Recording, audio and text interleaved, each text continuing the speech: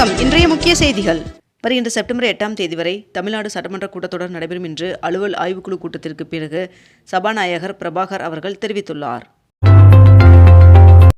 திமுகவின் திட்டங்களில் வெற்றி என ஸ்டிக்கர் ஒட்டியுள்ளது தாவேக அரசு என்று எதிர்க்கட்சித் தலைவர் உதயநிதி ஸ்டாலின் அவர்கள் தெரிவித்துள்ளார். தாவேக அரசின் பட்ஜெட்டில் எந்த முக்கிய அறிவிப்பும் இல்லை என்று அதிமுக பொதுச் செயலாளர் எடப்பாடி பழனிசாமி அவர்கள் தெரிவித்துள்ளார். தாவேக அரசின் முதல் பட்ஜெட் இன்று தாக்கல் செய்யப்பட்டது. பட்ஜெட் கூட்டத்தொடரில் அண்ணன் சீர்திட்டத்திற்கு 812 கோடி ரூபாய் ஒதுக்கீடு செய்யப்பட்டுள்ளதாக தெரிவிக்கப்பட்டுள்ளது. இத்திட்டத்தின் கீழ் புதிதாக திருமணமாகும் பெண்களுக்கு 1 சவரன் தங்கம் மற்றும் பட்டுப்புடவை வழங்கப்பட உள்ளதாகவும் தெரிவிக்கப்பட்டுள்ளது.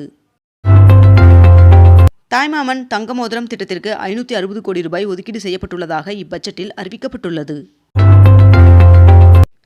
இனி தமிழகத்தில் பள்ளி நேரத்திற்கு பிறகு தினமும் 1 மணி நேரம் விளையாட்டு மற்றும் உடற்பயிற்சி செயல்பாடுகள் அறிமுகப்படுத்தப்படும் என்று நிதியமைச்சர் மரியா வில்சன் அவர்கள் தெரிவித்துள்ளார். 10,000 பெண்களுக்கு ஆண்டுதோறும் இலவசமாக கறவை மாடுகள் வழங்கப்படும் என்றும் தெரிவிக்கப்பட்டுள்ளது. சுய உதவி குழுக்களுக்கு இந்த ஆண்டு 38,000 ரூபாய் வங்கிக் கடன் வழங்குவதற்கு இலக்கு நிர்ணயம் செய்யப்பட்டுள்ளதாகவும் பெண்கள் சுய உதவி குழுக்களுக்கு 5 லட்சம் ரூபாய் முதலீட்டு மானியம் வழங்கப்பட உள்ளதாகவும் தெரிவிக்கப்பட்டுள்ளது. தரமான பொது விநியோக திட்டம், ரேஷன் கடைகளில் பாக்கெட் கோதுமை மாவு வழங்கும் திட்டத்திற்கு 18 கோடி ரூபாய் ஒதுக்கீடு செய்யப்பட்டுள்ளதாகவும் அறிவிக்கப்பட்டுள்ளது. சிங்கப்பெண் சிறப்பு அதிரடி படைக்கு 354 கோடி ரூபாய் நிதி ஒதுக்கீடு செய்யப்பட்டுள்ளதாக இப்பட்ஜெட்டில் அறிவிக்கப்பட்டுள்ளது. மேலும் உணவு மற்றும் நுகர்வோர் பாதுகாப்பு துறைக்கு 14,830 கோடி ரூபாய் நிதி ஒதுக்கீடு செய்யப்பட்டுள்ளது. போதையில்லா தமிழகம் போதைப் பொருள் பழக்கத்தில் இருந்து மீட்பதற்கான நடவடிக்கைக்கு 70 கோடி ரூபாய் ஒதுக்கீடு செய்யப்பட்டுள்ளது. சாலை பாதுகாப்பு பணிக்கு 130 கோடி ரூபாய் ஒதுக்கீடு செய்யப்பட்டுள்ளது. மேலும் 431 கோடியில் கட்டப்படும் புதிய குடியிருப்புகள் மூலம் 5,000 காவலர் குடும்பங்கள் பயன்பெறும் என்றும் தெரிவிக்கப்பட்டுள்ளது. 22 கேரட் ஆவண தங்கத்தின் விலை சவரனுக்கு 1,280 ரூபாய் அதிகரித்து 1 சவரன் 1,06,880 ரூபாயாகவும் 1 கிராம் 13,360 ரூபாய்க்கும் விற்பனை செய்யப்பட்டு வருகிறது. இதனைத் தொடர்ந்து 1 கிராம் வெள்ளியின் விலை கிராமிற்கு 5 ரூபாய் அதிகரித்து 1 கிராம் வெள்ளி 240 ரூபாய்க்கு விற்பனை செய்யப்பட்டு வருகிறது. தஞ்சை செங்கப்பட்டை காவல் நிலையத்திலிருந்து எதிர்க்கட்சித் தலைவர் உதயநிதி ஸ்டாலின் அவர்கள் விடுவிக்கப்பட்டார். தமிழகத்தில் இன்று திருவண்ணாமலை, விழுப்புரம், கடலூர், காஞ்சிபுரம், செங்கல்பட்டு, சென்னை, திருவள்ளூர், திருச்சி, கரூர் ஆகிய மாவட்டங்களில் ஒரு சில இடங்களில் மிதமான மழை பெய்ய வாய்ப்புள்ளதாக வானிலை மையம் தகவல் தெரிவித்துள்ளது. அரசியல் மேடைகளில் பேசுவதற்கெல்லாம் கைது நடவடிக்கை எடுப்பது மிக தவறானது என்று நாம் தமிழர் கட்சியின் தலைமை ஒருங்கிணைப்பாளர் சீமான் அவர்கள் கண்டனம் தெரிவித்துள்ளார். நீர்வளத்துறை முதன்மை செயலாளராக இருந்து பணியிட மாற்றம் செய்யப்பட்ட சத்யபிரதா சாகு அவர்கள் பொருளாதாரம் மற்றும் புள்ளியியல் துறை முதன்மை செயலாளராக நியமிக்கப்பட்டுள்ளார். இந்தியாவில் கடந்த 2025ஆம் ஆண்டில் அதிக அளவில் உடல் உறுப்பு தானம் நடைபெற்ற மாநிலமாக தமிழ்நாடு முதலிடத்தை பிடித்துள்ளது. ஆடி கிருத்தியை ஒட்டி பக்தர்கள் வசதிக்காக இன்று முதல் 7ஆம் தேதி வரை சென்னை சென்ட்ரல் மற்றும் அரக்கோணம் வரை இயக்கப்படும் 3 பயணிகள் ரயில் திருத்தணி வரையில் நீட்டிக்கப்பட்டுள்ளது.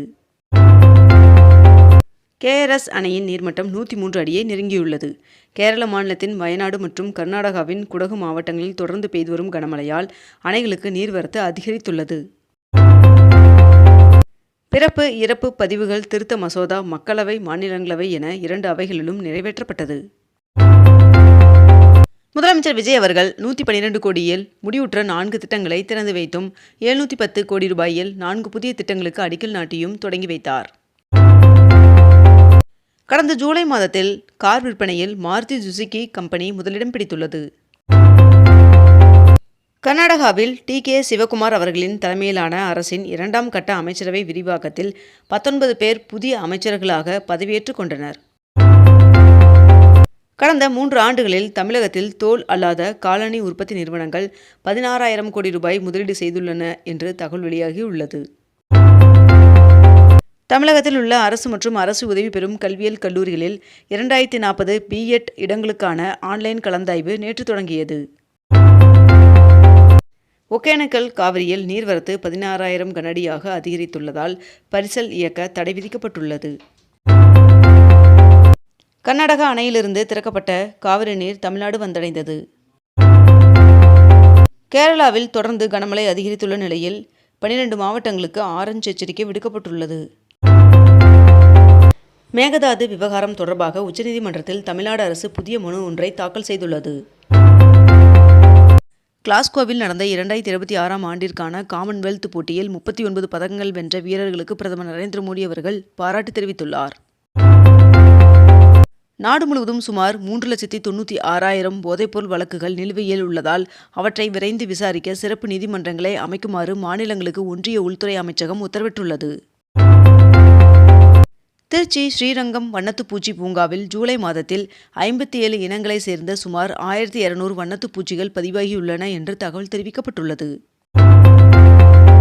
கடந்த 3 ஆண்டுகளாக செவ்வாயில் பறந்த நாசா ஹெலிகாப்டரின் பணி நிறைவு பெற்றது. தமிழகத்தில் பைக் டாக்சிகளுக்கு அனுமதி இல்லை என்றும் விதிகளை மீறி இயக்கப்பட்டால் அபராதம் விதிக்கப்படும் என்றும் தெரிவிக்கப்பட்டுள்ளது.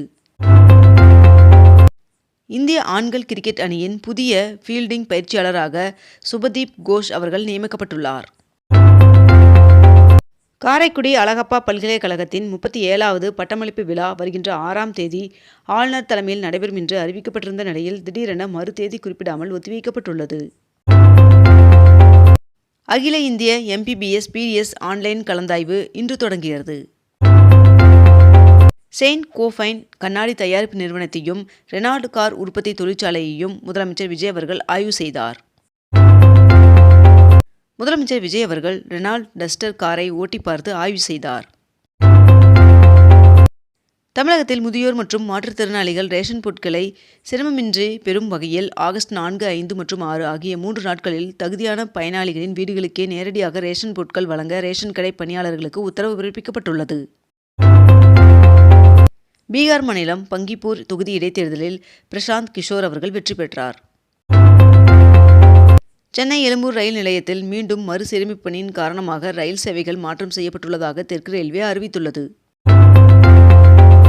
12ஆம் வகுப்பு துணைத் தேர்வு விடைத்தாள் நகலை பெற ஆகஸ்ட் 4 மற்றும் 5 ஆகிய தேதிகளில் விண்ணப்பிக்கலாம் என்று தெரிவிக்கப்பட்டுள்ளது.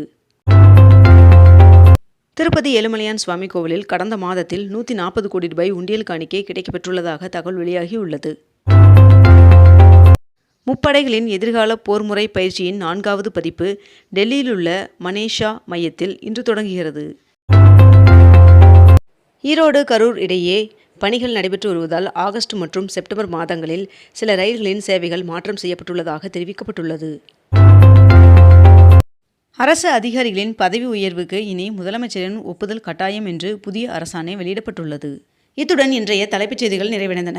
மேலும் இதுபோன்ற அண்மை தகவல்களை உடனுக்குடன் தெரிந்து கொள்ள அக்னிபூ சேனலை சப்ஸ்கிரைப் செய்து கொண்டு தொடர்ந்து இணைந்திருங்கள். நன்றி, வணக்கம்.